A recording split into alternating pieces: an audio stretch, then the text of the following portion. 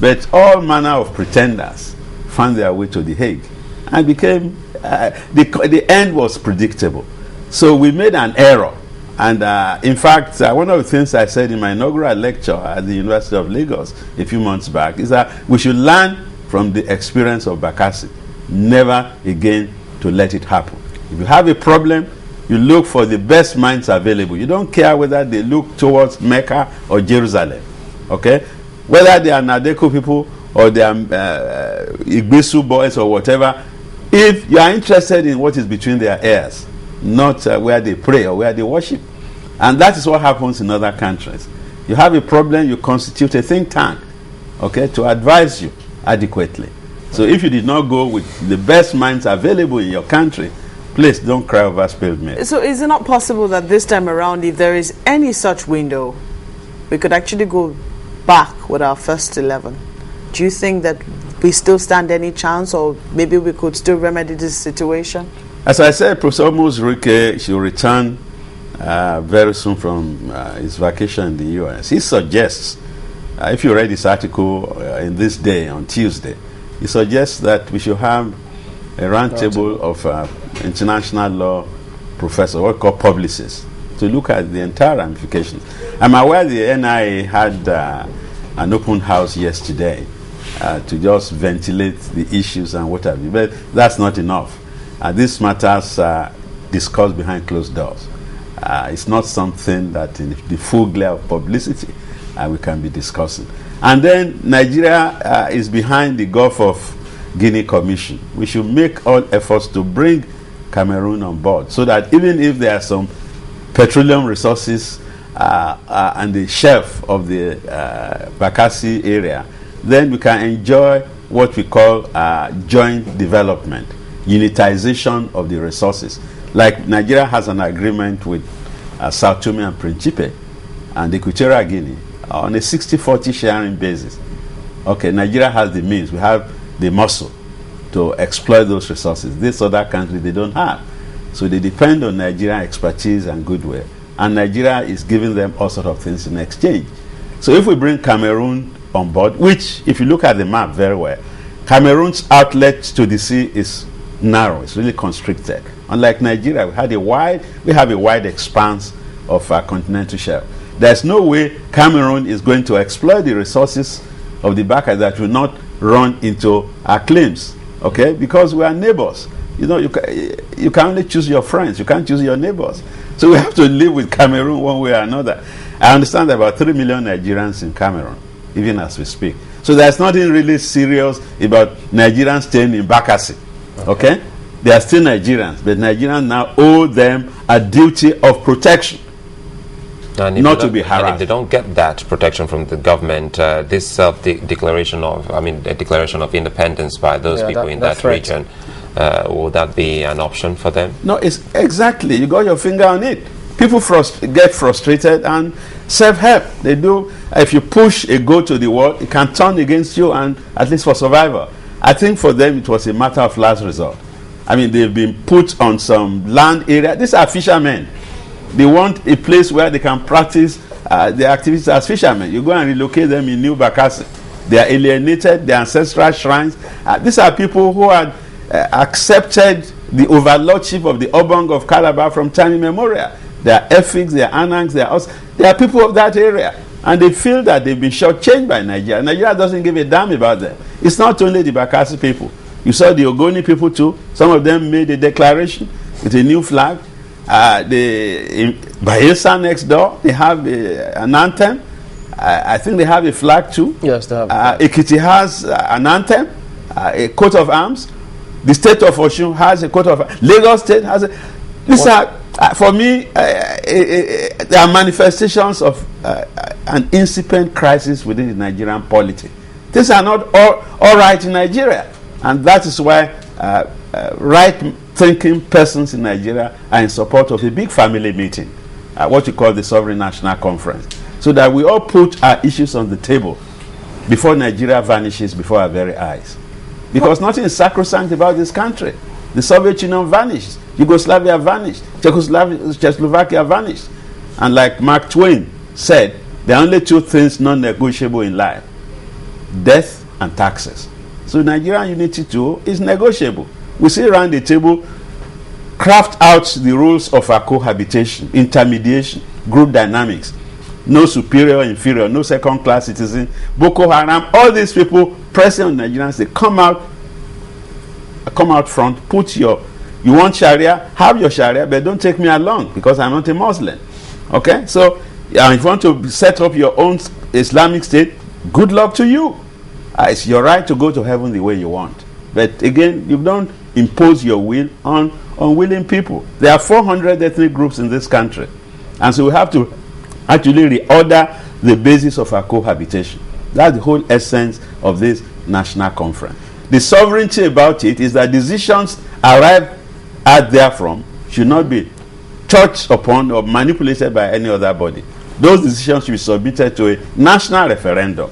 And if the national referendum comes down with a 51% vote, then we have a new fundamental or basic law. Prof, please, sorry, Chamberlain, kindly tell us about statehood. I mean, if it's kind of a group of people just, decide to declare independence and, say we are now a state and that's it, is that how they become citizens, or is that how a state is created?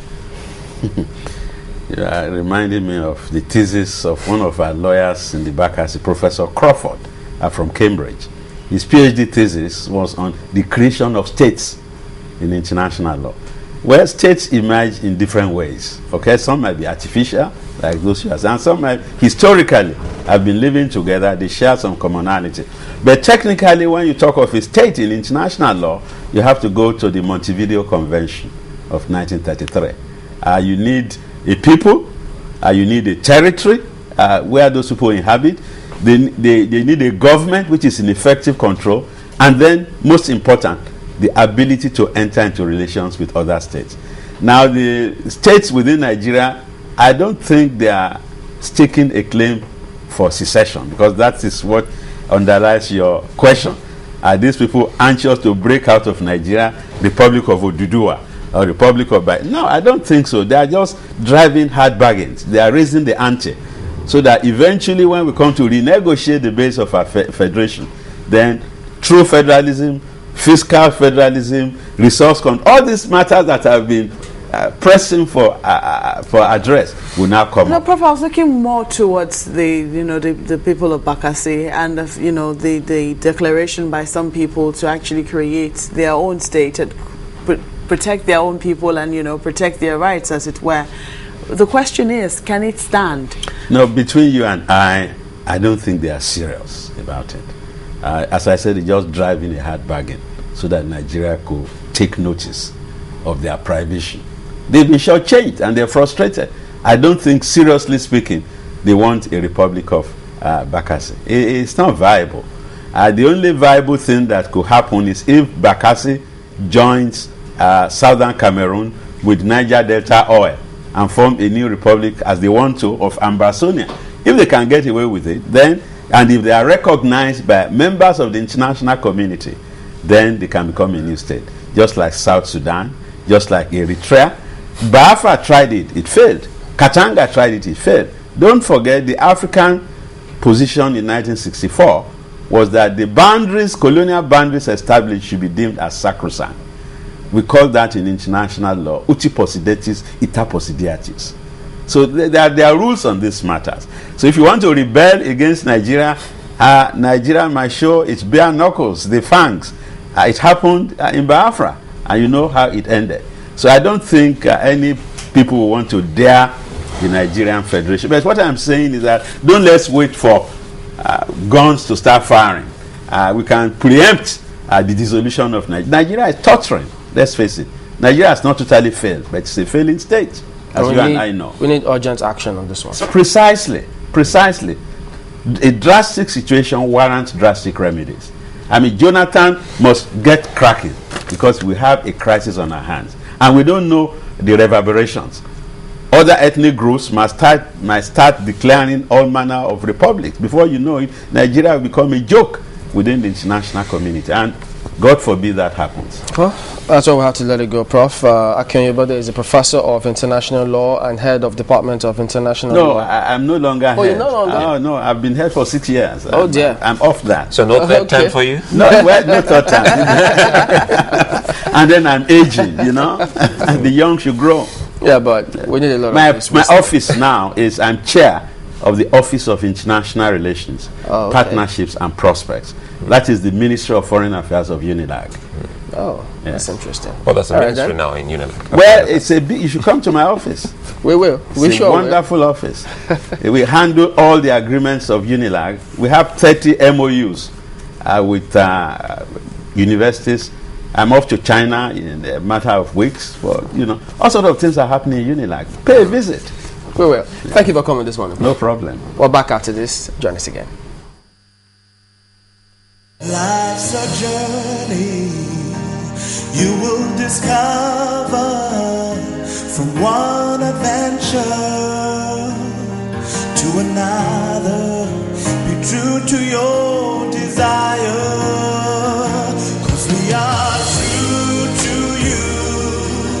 Oh, till your dreams come true. One step and then hold on to your fire. We'll take you. Always true to you. Fidelity Bank PLC. We're Fidelity. We keep our word. In fact, by the statute of the International Court of Justice, which is part and parcel of the Charter of the United Nations, under Rule Clause 61, we have a right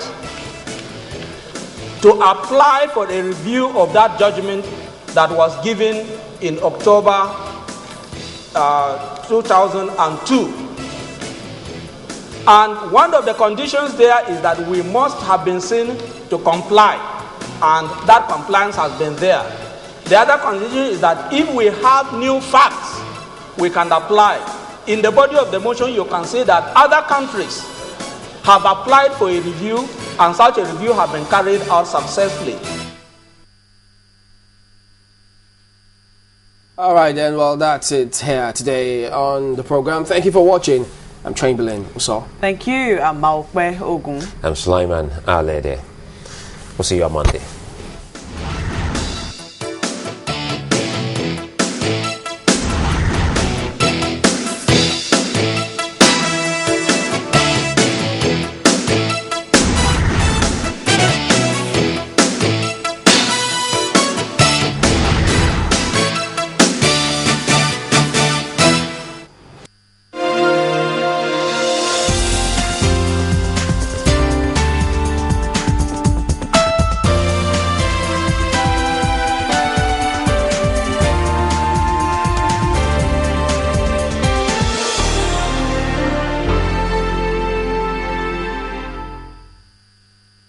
You know when it's hot, it is sweltering.